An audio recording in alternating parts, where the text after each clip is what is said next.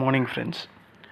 அதாவது இப்போ நாளுக்கு நாள் பெருகி வரக்கூடிய இந்த ஒர்க் ஷாப், அதை பற்றி தான் இந்த ஆடியோவில் பேச போகிறோம். அதாவது ஒர்க் ஷாப் அப்படின்றது ஒரு சக்ஸஸாக இல்லை அது ஒரு பெரிய பொய்யா, இதுதான் இப்போ சொசைட்டியில் அதிகமாக நடக்கக்கூடியது. அப்போ இதில் இருக்கக்கூடிய உண்மைத்தன்மை என்ன அப்படின்ற மாதிரி நம்ம பார்க்கலாம்.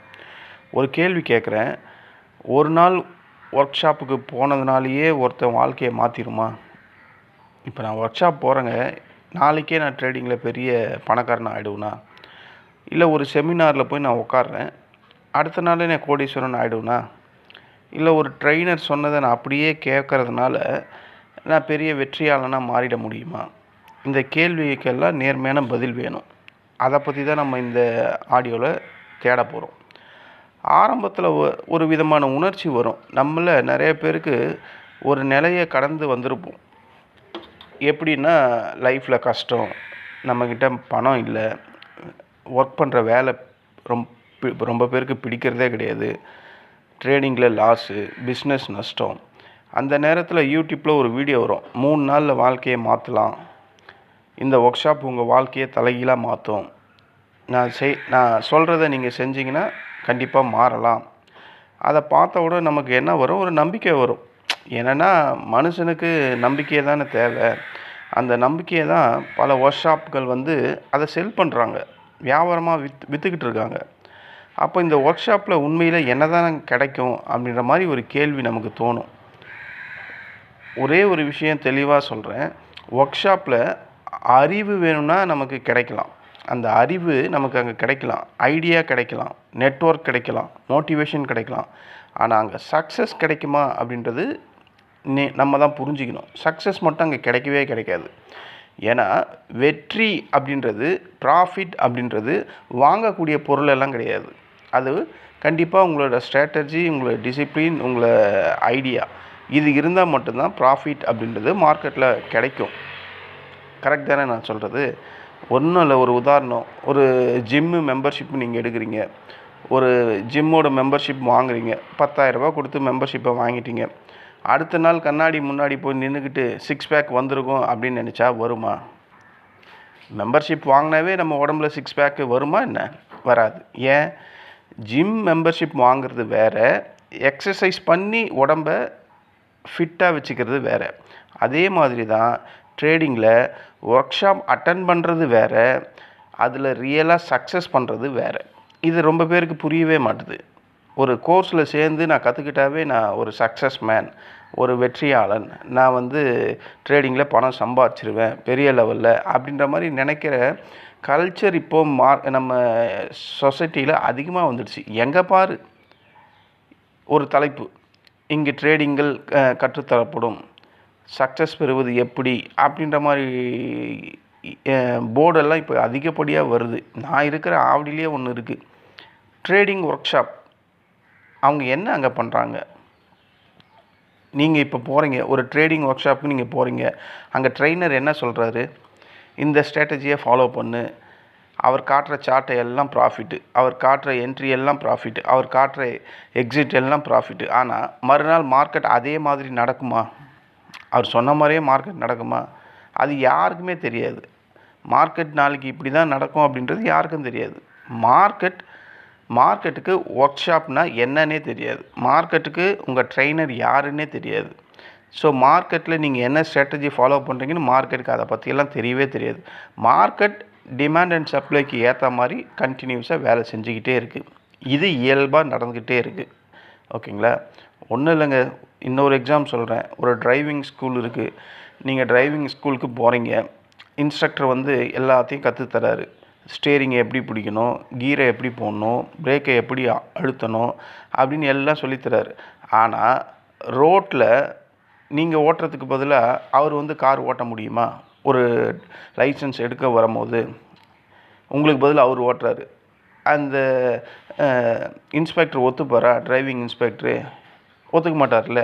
அப்போது ட்ரேடிங்னு வரும்போது உங்கள் ட்ரெயினராக ட்ரேட் பண்ண போகிறாரு, நீங்கள் தான் பண்ணி ஆகணும். ஓகேங்களா? இதே மாதிரி பிரச்சனை தான் ஒர்க் ஷாப்பில் உங்களுக்கு வரும். ஓகேங்களா? இந்த பிரச்சனையை அவாய்ட் பண்ணணும்னா நீங்கள் தான் ஆக்ஷனில் இறங்கணும்.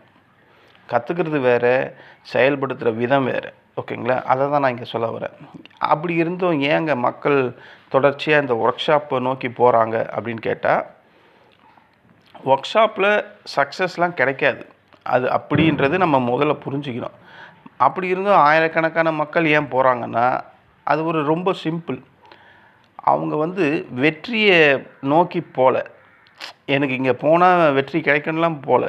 அவங்க போகிற மக்கள் எல்லாமே ஒரு நம்பிக்கையை தேடி போகிறாங்க, ஒரு திசையை தேடி போகிறாங்க, ஒரு வழிகாட்டியை தேடி போகிறாங்க. அதில் தவறு கிடையாது. ஆனால் அந்த நம்பிக்கை தான் வெற்றி அப்படின்ற மாதிரி நினைக்கிறது தான் அங்கே தப்பு. போகிறதெல்லாம் தப்பு கிடையாது. அந்த நம்பிக்கை, நான் போனதுக்கப்புறம் ஒரு பெரிய வெற்றியாளர், நான் பெரிய கோடீஸ்வரன் ஆகிடுவேன் அப்படின்னு நினைக்கிறாங்க பார்த்தீங்களா, அதுதான் அங்கே தப்பு. ஓகேங்களா? ஒர்க் ஷாப் இண்டஸ்ட்ரி எப்படி வேலை செய்யுது அதை பற்றி நம்ம ஒரு சின்னதாக பார்ப்போம். பொதுவாக ஒர்க் ஷாப் எப்படி வேலை செய்யுதுன்னா, ஒரு ட்ரெயினர் அங்கே என்ன செய்கிறாரு, அவர் என்ன பண்ணுவார், ஒரு ஹால் எடுப்பார். ஒரு ஹாலை ஒரு நாளைக்கு வாடகை எடுப்பார். ஒரு ஸ்டேஜ் மாதிரி அங்கே இருக்கும். ஒரு ப்ரெசன்டேஷன் பண்ணுவாங்க. அந்த இடத்துல ஒரு 100 பேர் இருப்பாங்க. ஒருத்தருக்கு 2000 ரூபா டிக்கெட்னா 100 பேருக்கு 2000 × 100னா 2 லட்ச ரூபா. அவ்வளோதான். அவருக்கான அந்த ஃபினான்ஷியல் அங்கே ஸ்டேபிளாக இருக்குது, கிடைச்சிருச்சு. ஓகேங்களா? 100 பேர் வந்ததுக்கப்புறம் அவருக்கு 2000 ரூபான்னும் போது 2 லட்ச ரூபா கேரண்டியாக அவருக்கு கிடைக்கிது. அப்போ அவரோட மைண்ட் செட் என்ன இருக்கும், மறுபடியும் அடுத்த ஒரு ஒர்க் ஷாப், அடுத்த ஒரு பேட்ச்சு, அடுத்த ஒரு கோர்ஸு, அடுத்த ஒரு மென்டார்ஷிப்பு, இதையே அவர் கண்டினியூஸாக ஒரு மைண்ட் செட்டில் ஒரு பிஸ்னஸாக கொண்டு வந்துடுவார். அப்போது அவரோட முழு தேவை இங்கே அந்த பிஸ்னஸை எப்படி இன்னும் டெவலப் பண்ணலாம், அந்த பிஸ்னஸ் மாடலை இன்னும் பெரிய லெவலில் எப்படி கொண்டு போகலான்னு தான் இருக்கும். அதே சார்ட்டு, அதே தேரி, அதே விளக்கங்கள், அதே கடந்த அனுபவங்கள் மட்டுமே தான் அந்த ஒர்க் ஷாப்பில் மறுபடியும் பாலிஷ் பண்ணி வந்துக்கிட்டே இருக்கும். இன்றைக்கி மார்க்கெட்டில் என்ன நடக்குதுன்னு யாராலையுமே சொல்ல முடியாது. நான் சொல்கிறது தப்பாக ரைட்டா? ஏன்னா அவங்க அவங்களோட அறிவையும் மார்க்கெட்டோட பழைய அனுபவங்களையும் சேர்த்து விற்றுக்கிட்டு இருக்காங்க. இதுதான் ஒர்க் ஷாப்பில் பண்ணக்கூடிய வேலை. ஓகேங்களா? ஆனால் அறிவை நம்ம வாங்குகிறோம், அதை பயன்படுத்துகிறோமா அப்படின்னு கேட்டால் அதுதான் இல்லை. அதுதான் அங்கே தேவை, அதுதான் அங்கே முக்கியம். அவங்க சொல்கிற மாதிரியான அறிவு ரியல் மார்க்கெட்டில் நம்மளால் பண்ண முடியல அப்படின்னு சொல்லி புலம்பக்கூடிய ஃப்ரெண்ட்ஸ் எவ்வளோ பேர் இருக்காங்க. அப்போ மிகப்பெரிய தவறு இங்கே என்ன இருக்குது, நிறைய பேர் பண்ணக்கூடிய ஒரு தவறு அப்படின்னா, ஒர்க் ஷாப் முடிஞ்சதும் நம்ம வாழ்க்கை மாறும் அப்படின்றது நினைக்கிறது மிகப்பெரிய தவறு. உண்மையில் ஒர்க் ஷாப் முடிஞ்ச பிறகு தான் நமக்கு வேலையே அதிகமாக ஆரம்பிக்குது. வெற்றி அப்படின்றது அவங்க கொடுக்குற நோட்ஸில் இல்லை, அவங்க சொல்லித்தரக்கூடிய கடந்த அனுபவங்களில் வச்சு கிடையாது. அது டோட்டலாக எக்ஸிக்யூஷனில் தான் இருக்குது. வெற்றி அப்படின்றது ஒரு செமினார் ஹால் மாதிரியெல்லாம் கிடையாது, டெய்லி ஹேபிட்டாக இருக்கணும். ஓகேங்களா? அப்படி இருந்தால் தான் வெற்றி அப்படின்றத ஒரு சின்ன ஒரு பிஞ்ச் ஆஃப் சால்ட் மாதிரி கொஞ்சமாவது வெற்றி பெற முடியும். ஒன்றும் இல்லை, ஒரு விவசாயி எடுத்துப்போம். ஒரு விவசாயி ஒரு விவசாய சம்மந்தமான ட்ரைனிங்க்கு போகிறாரு. அங்கே அந்த ட்ரைனிங்கில் விதை எப்படி போடணும், தண்ணி எப்படி ஊற்றணும், எவ்வளோ நாள் வெயிட் பண்ணணும், எப்படி களை எடுக்கணும், இதை பற்றியெல்லாம் சொல்லித்தராங்க. ஓகேங்களா? இதை அவர் போய் நல்லா கற்றுக்கிறாரு. கற்றுக்கிட்டு அவரோட வயலுக்கு போய் விதையை விதைச்ச உடனே அறுவடை ஆகிடுமா அப்படின்னு கேட்டால் ஆகாது. ஏன்னா ட்ரைனிங் கோர்ஸ்லேயே என்ன சொல்கிறாங்க, முதல்ல விதையை போடணும், அப்புறம் தண்ணி ஊற்றணும், அப்புறம் பொறுமையாக இருக்கணும், அப்புறம் களை எடுக்கணும், அப்புறம் தான் மகசூல். அதே மெத்தடு தான். அப்போ அவர் அந்த விவசாயி போய் முதல்ல நிலத்தை போய் பார்க்கணும், விதையை போடணும், தண்ணி ஊற்றணும், காத்திருக்கணும், அதுக்கப்புறம் தான் விளைச்சல். அதே மாதிரி தான் இந்த ஒர்க் ஷாப்பில் அந்த விதை அப்படின்றது தான் இந்த ஒர்க் ஷாப்பு. ஓகேங்களா? அந்த சக்ஸஸ்ன்றது நீ பண்ணால் மட்டும்தான் முடியும். அந்த விவசாயி ட்ரைனிங் போய் கற்றுக்கின்ற அவர் எக்ஸிக்யூஷன் பண்ணால் மட்டும்தான் அந்த அறுவடை அப்படின்ற சக்ஸஸை பெற முடியும். அதே மாதிரி தான் இந்த ஒர்க் ஷாப்பும். அங்கே 1008 விளக்கங்கள், 1008 நடைமுறைகள் எல்லாம் சொல்லி தந்தாலும் அதுக்கான எக்ஸிக்யூஷன் வித் ஆக்ஷன் நீங்கள் பண்ணால் மட்டும்தான் ட்ரேடிங்கில் சக்ஸஸ் பண்ண முடியும். ஆனால் கடந்த பாஸ்ட்டு சம்பந்தமான அறிவை வச்சு நிகழ்காலத்தில் நடக்கக்கூடிய மார்க்கெட்டில் அதை அப்படியே ஃபாலோ பண்ணால் ப்ராஃபிட் வருமா வராதா அப்படின்றத கோர்ஸ் போய் சக்ஸஸ் பண்ண பீப்புள் எத்தனை பேர் இருக்காங்க, கோர்ஸ் போய் அதிகப்படியாக லாஸஸ் பண்ணவங்க எத்தனை பேர் இருக்காங்க. நீங்கள் எல்லாம் இந்த ஆடியோ கேட்குற நம்ம ஃப்ரெண்ட்ஸ் யாராவது கோர்ஸ் போய் நான் சக்ஸஸ் பண்ணிக்கிட்டு தாங்க இருக்கேன் அப்படின்னு நீங்கள் நினச்சிங்கன்னா கமெண்டில் சொல்லுங்கள். இல்லை சார், நான் கோர்ஸ் போய் லாஸ் பண்ணிக்கிட்டு தான் சார் இருக்கேன், அது எல்லாம் வேஸ்ட்டு தான் சார், அங்கே சொல்லித்தரத்துக்கும் இங்கே நடக்கிறதுக்கும் சம்மந்தமே இல்லை அப்படின்னு சொல்லக்கூடிய பல பேர் தான் இந்த மார்க்கெட்டில் இருக்காங்க. அப்போ உண்மையான சக்ஸஸோட ஃபார்முலா என்ன? Work shop with action equal to progress. ஓகேங்களா? ஒர்க் ஷாப்பு உங்களோட ஆக்ஷன் சேர்ந்தால் தான் அங்கே ப்ரோக்ரஸ் வரும். ஒர்க் ஷாப் மட்டுமே அப்படின்னு சொன்னால் அது ஒன்லி எக்ஸைட்மெண்ட் மட்டும்தான். அப்போது ஆக்ஷன்ன்றது அங்கே வேறு. வெறும் ஆக்ஷனை வச்சு நீங்கள் செயல்படுத்திங்கன்னா அந்த இடத்துல ஸ்லோ ப்ராசஸ் ஆகும், பட் ப்ராசஸ் நடந்துக்கிட்டே இருக்கும். ஆனால் வெறும் ஒர்க் ஷாப்பை வச்சுக்கிட்டு நீங்கள் பண்ணிங்கன்னா ப்ரோக்ரஸ் வராது. அது ஒரு எக்ஸைட்மெண்ட்டு. அப்போ எப்படி ஒரு ப்ரோக்ரஸ், ஒரு சக்ஸஸ்ஃபுல் ஃபார்முலா வரணுன்னா work shop plus daily action plus discipline equal to success. இதை நம்ம புரிஞ்சுக்கணும். ஒர்க் ஷாப்பை நான் வெறுக்கலாம் இல்லை, ஓகேங்களா? ஆனால் நீங்கள் ஒர்க் ஷாப்பை கடவுள் மாதிரி ட்ரீட் பண்ணுறீங்களே, அதுதான் எனக்கு பிடிக்க மாட்டுது. ஒர்க் ஷாப் வேணும் தான். ஒரு அறிவு நமக்கு தெரியல, நம்ம ஒரு படிக்கிற காலத்தில் நமக்கு இந்த லெசன் புரியல அப்படின்னும் போது டியூஷன் போகிறோம். அது மாதிரி ட்ரேடிங்கில் நமக்கு புரியல அப்படின்னும் போது ஒர்க் ஷாப் நோக்கி போகிறோம். ஆனால் அந்த ஒர்க் ஷாப் தான் கடவுள் அப்படின்றது நீங்கள் நினைக்கிற அந்த நினைப்பு எனக்கு பிடிக்கல. அது என்னால் ஜீரணிச்சிக்கவே முடியல. எங்கே பாரு ஒர்க் ஷாப்பு. இத்தனை ஒர்க் ஷாப் வரும்போது மார்க்கெட்டை இவ்வளோ கிளியராக அனலைஸ் பண்ணுறவங்க இருக்கிற போது ஏன் அவங்க ஒர்க் ஷாப் நம்பி வரணும்? உங்களோட அந்த 2000 ரூபாய் கோர்ஸ் ஃபீஸை நம்பி வரணும்? அவங்களே டெய்லியும் மார்க்கெட்டில் லட்சக்கணக்கில் ட்ரேட் பண்ணி சம்பாரிச்சிட்டு பெரிய கோடீஸ்வரனாக ஆகலாமே. ஏன் அது நமக்கு தோண மாட்டுது? அப்போது முடியாது. அந்த மாதிரி ஒரு ஸ்ட்ராட்டஜி இல்லை.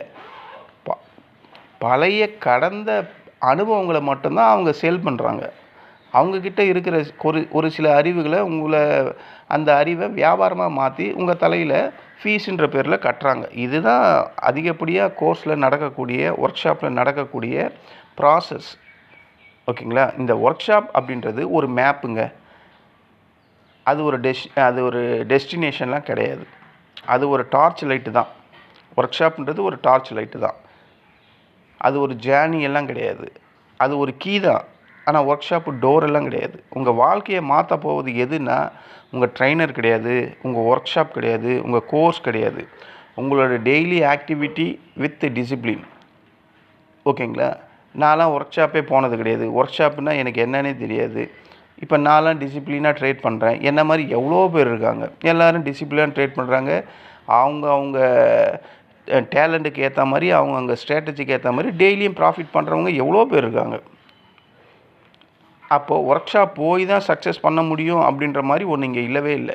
அப்படின்றது உங்களுக்கு புரியுதா? அப்போது ஒர்க் ஷாப் அப்படின்றது தேவைப்படுறவங்க போகக்கூடிய இடமா இருந்தாலும், அதுவே ஒர்க் ஷாப் போயிட்டாவே நம்ம வெற்றியாளர், நம்ம பெரிய சக்ஸஸ்ஃபுல் மேன் அப்படின்றது அங்கே டோட்டலாகவே தப்பான ஒரு விஷயம். ஓகேங்களா? நீங்கள் போய் ஒர்க் ஷாப்பில் போகிறதுக்கு முன்னாடி ஒரு கேள்வியை நீங்கள் எப்போவுமே திங்க் பண்ணிங்க.